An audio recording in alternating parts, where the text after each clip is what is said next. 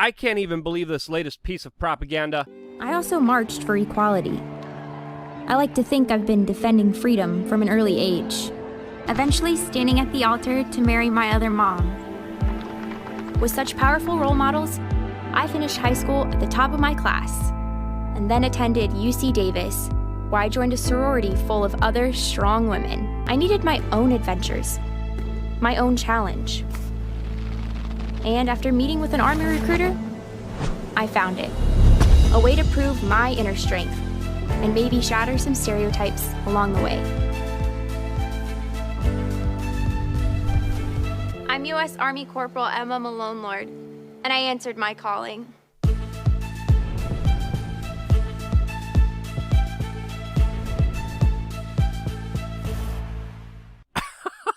Are you freaking kidding me? You know, because nothing says strong women like bombing the crap out of poor Yemeni children, starving them to death, a part of a Saudi coalition that's fighting alongside Al-Qaeda, which the U.S. military is doing right now. You know, nothing says strong women like being cattle for the military-industrial complex and the benefit of other multinational corporations like Exxon.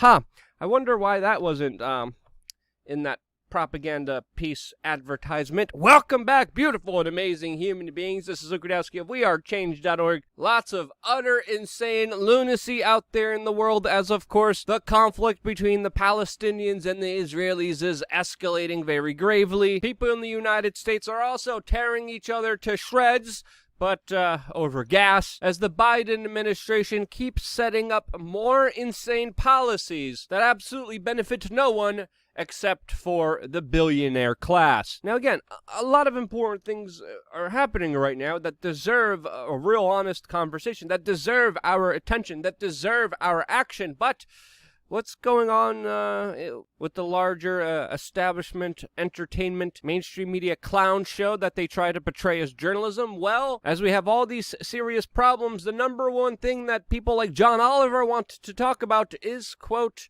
white people's ignorance of black hairstyles. To distract you more from the real problems happening in this world, Instagram just announced that you now have 41 options for your pronouns that you could add to your profile, while CNN is unironically interviewing Carol Baskin about a separate situation dealing with escaped tigers and murder suspects. I'm not lying to you here. I said it before, I'll say it again. If CNN was a person, it would be Carol Baskin. And that perfectly represents their latest actions, as their lead anchor, Anderson Cooper, just accused a U.S. senator of, quote, disrespecting medical science for daring to ask a very serious question to Dr. Fauci about him financing and funding the Wuhan Level 3 laboratory that was investigating this sickness, this specific variant of sickness, before the world was even affected by it.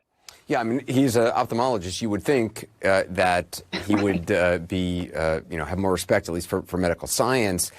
Yes, because nothing says respecting medical science like shutting up and not asking any questions. You know, there's nothing in the scientific method about asking questions. Thank you, CNN, for your profound logic, which of course I extensively talked about in yesterday's video, specifically on LukeUncensored.com. I'm going to be doing another one today about the latest admission and exaggeration that was exposed by the CDC. All of that specifically LukeUncensored.com. But before jumping into our main topic, I wanted to remind people about one of our sponsors that we've been working with for a number of years now, and that of course is SafePreparedAndReady.com. Having peace of mind is very important to me, so having storable food is also as important. That's why I definitely recommend people have a bag of rice, people have a bag of beans, some water filters, and if you're looking for some premium stuff that tastes pretty good, check out SafePreparedAndReady.com. They provide a lot of nutritious meals that are ready on the go, you could take with you. I use them for my hiking trips. I like this company. I think you will too. SafePreparedAndReady.com is the website. The link is down below in the description. And of course, shopping with them supports this independent media organization. Now, today, we also found out that the trial date for Ghislaine Maxwell has been set for November. This is a case that, of course, we were following very closely, and we will continue to be updating you about this very important situation that deals with the story of government trafficking and exploitation of small children for over 30 years. Run and operated by a man who was close friends with Bill Gates, who, according to many media sources now, refused to stop meeting with him when his wife asked him to, and when the media started to finally pay attention to the story and Bill Gates' connections to Jeffrey Epstein, that is when, according to many media sources, when Melinda Gates started to talk to divorce lawyers. The latest update about that important case is that Bill Gates is holed up in an exclusive 6-bedroom mansion in California, and of course ducking and diving the press from any serious questions surrounding the very shady past of this man. Now, the Babylon Bee, a fake satirical website that obviously does satire, released an article that I think has some merit in considering, as the article reads, quote,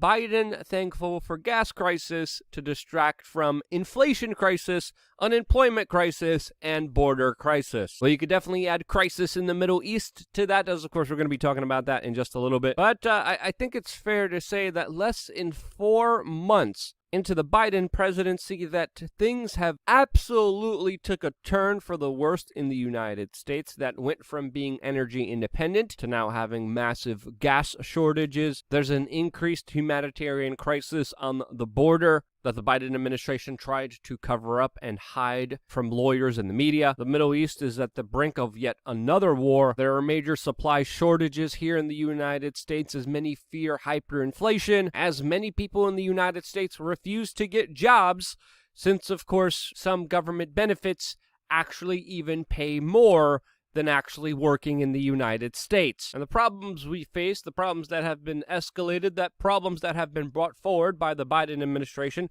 with some of their horrible policies are definitely ones that you can't ignore. We have seen the biggest rise in consumer prices in more than a decade. Companies are understaffed. People don't want to go to work. The financial system is in shambles. It makes absolutely no sense at all, as the price of living become increasingly high and more difficult to attain, as the billionaire class becomes more powerful than they ever have been. A 13-year high in inflation, and now this energy crisis to deal on top of it, as nearly 2,000 gas stations in the United States right now are out of fuel. Some people have decided to panic hoard fuel, and prices have skyrocketed under the Biden administration that has shut down many pipelines. The EPA just shut down another pipeline for EPA violations. Another pipeline was shut down in Michigan by the governor for undisclosed reasons, and Biden even made more public statements that he hasn't, quote,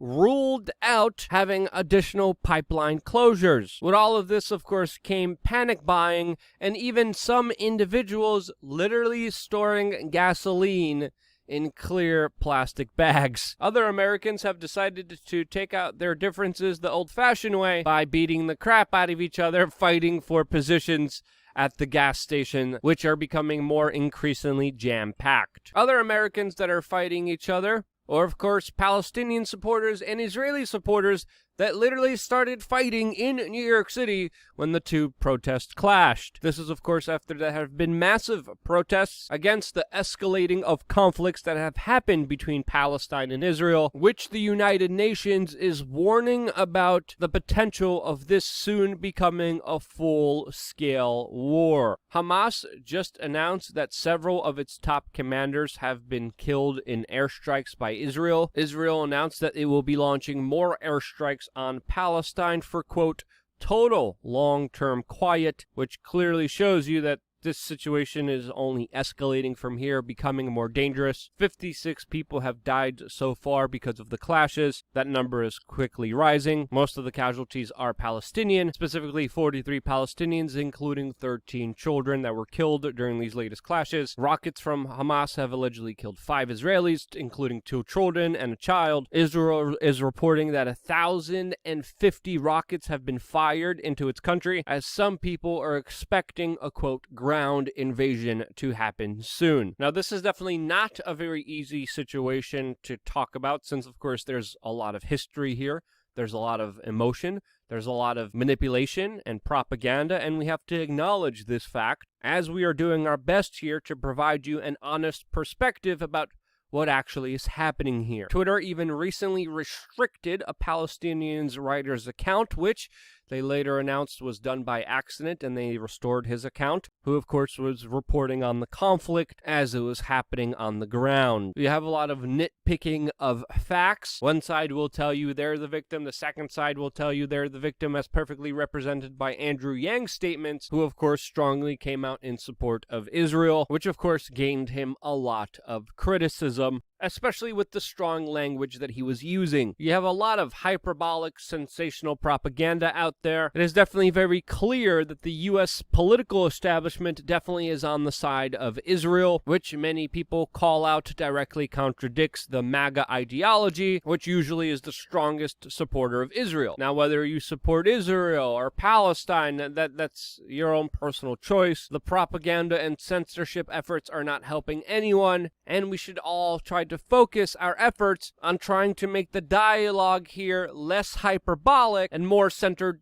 towards trying to solve this situation and to end the fighting that is happening right now. Previously, traveling to Palestine and Israel, it saddens me to see these scenes unfold like the way that they are right now. And for right now, it's even hard for me to think of a viable solution towards easing or helping this situation in some way. But I kind of want to leave this question to you. What would be a solution to this problem, to this conflict? What would be a resolution that would keep both sides happy? What's the answer to metaphorically peace in the Middle East? What would happen? What needs to be done? What policies need to be instituted? What actions need to be taken? I would love to hear your feedback and your commentary, because I'm absolutely left at a blank down in the comment section below. I always appreciate your constructive criticism, your feedback, your input, and the knowledge that you guys share with me. I try to read as many comments, as many emails as I can. I get a lot of them, and I appreciate all of them. I'm sorry I haven't responded to everyone.